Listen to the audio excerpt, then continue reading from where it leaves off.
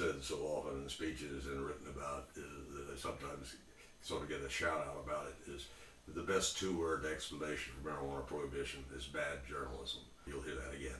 There are so many examples of it. Don't get me started. I remember, for example, when I was at Normal and there was a really terrible article in the Washington Times, which tends to specialize in bad articles about marijuana particularly.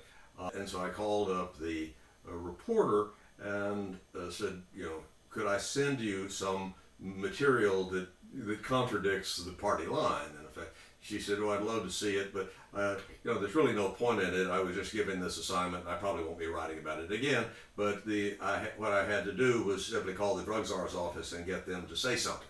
And that was journalism dealing with marijuana, is you just call up the drug czar's office and get them to say something. It doesn't matter whether it's true or not. And this went on for decades. One interesting example of how the thing worked was I was in Amsterdam at the Cannabis Cup, and this would have been again in the early 90s, and Morley Safer, who was a really great reporter in those days, was there, and he interviewed me on the street. But so we were trying to talk. Of course, there's a lot of street noise and everything else, but we had a pleasant exchange. And I said, well, I live around the corner from you in Washington, D.C. I really did. I lived about a block from the CBS offices in Washington, D.C. And I said, we could talk there if you would like. Well, there's no point in it because this is a location shoot in Amsterdam.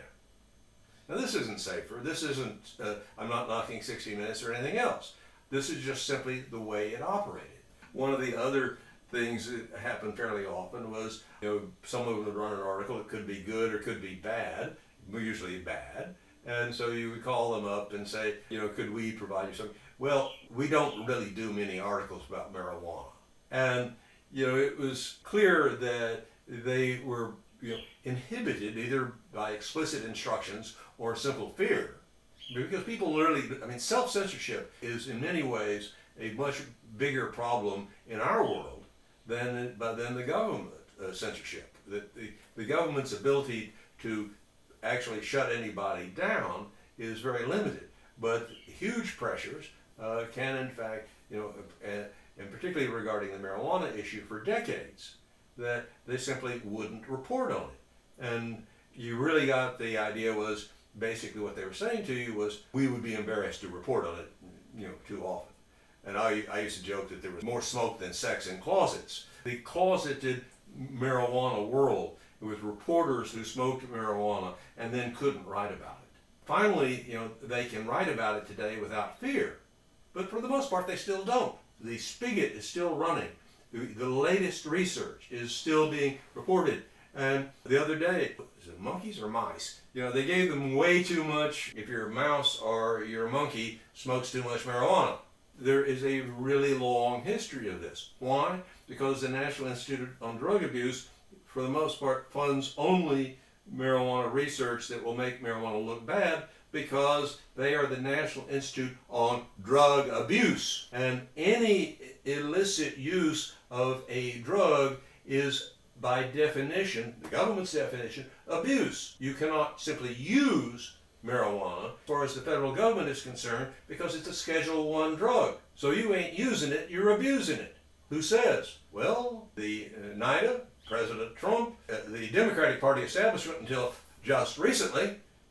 I can hardly wait until they all got up and say, wow, we have always been in favor of legalizing marijuana. Like we were always in favor of gay marriage, and we were always in favor of whatever we were always in favor of. Oh yeah. Some of my friends are strangers of color. They've always been. This is something that we have, it isn't mainstream media per se. It's Fox News, which is a huge organization that has something like 25% of the total viewership. Are they mainstream or how are they not? And the fact of the matter is that for the most part, the one thing Fox News and MSNBC, CNN, and all the others have in common is that they won't talk about the drug war. They won't talk about marijuana prohibition. The people on MSNBC can go into great scholarly length about everything that Donald Trump has ever done wrong. Somehow they don't ever get around to marijuana prohibition. well, it's only like, we only arrested 600,000 people last year for marijuana prohibition. You know, that's way down. It really is. But it's still going on when nobody believes should be happening anymore. Nobody thinks people should be arrested for marijuana prohibition. 600,000 people a year. And you will not find that. One more quick thing about that is that when I got to NORML in 1992, the previous national director had just done some real homework and found out how many arrests were going on. You know, we put out a press release about how many arrests, and it was totally ignored. So what I started doing was at the bottom of, because in those days we actually used things called paper to send out communications to people. And they had fax machines and all this sort of thing. We were very high tech. At the bottom of everything they sent out, we had the numbers on how many arrests there had been that year.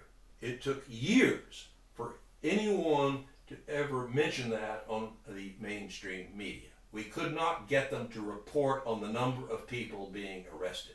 You'll hear, oh, you know, fake news. You know, the left wing, the right wing media. Where do they all meet together? At the DEA.